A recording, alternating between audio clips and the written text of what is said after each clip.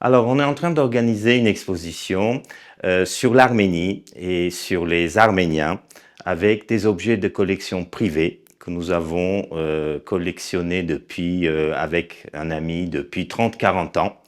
Et nous allons exposer 114 objets concernant les Arméniens sur une période s'étendant de 1512 à 1828.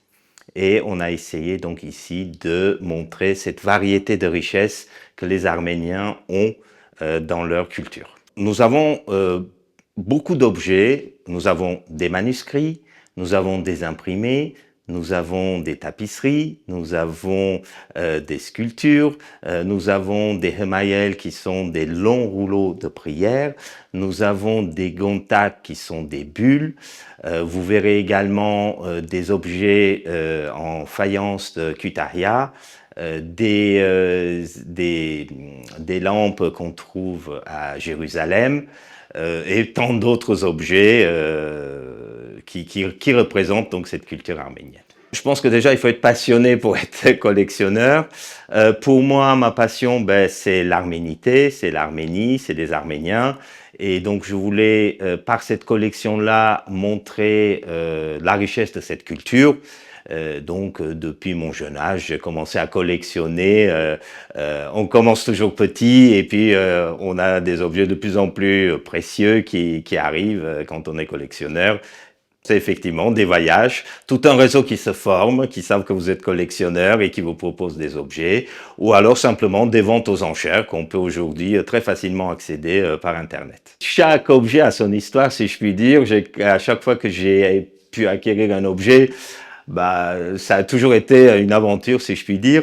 Mais ici, j'aimerais particulièrement parler de cette statue qui se trouve derrière moi, en marbre de Karar, qui est d'un artiste arménien qui s'appelle Kazan.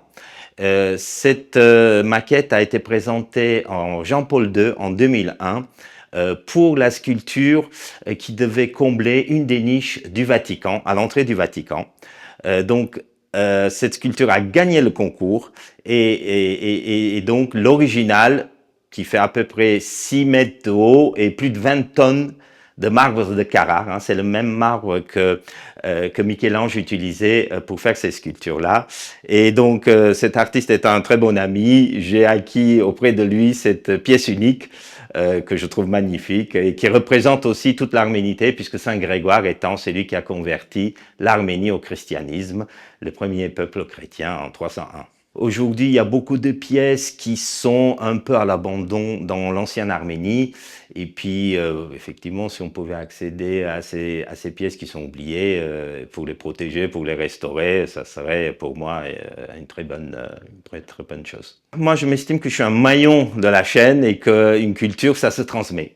Une culture n'est pas seulement une vitrine, c'est quelque chose qui se respire, qui se sent et qui se transmet.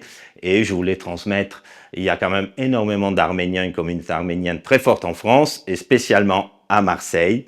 Et donc, avoir choisi Marseille, c'est très symbolique. Nous avons une communauté qui doit dépasser les 60 ou 70 000 Arméniens dans l'agglomération marseillaise. Donc, c'était important pour eux de connaître également tout un pan de leur culture qu'ils connaissent pas forcément parce que chaque objet est très spécifique, chaque objet a son histoire et on peut connaître l'histoire générale de l'Arménie mais pas forcément connaître en détail tout ce qui s'est passé pendant les 3000 ans d'histoire que ce peuple a.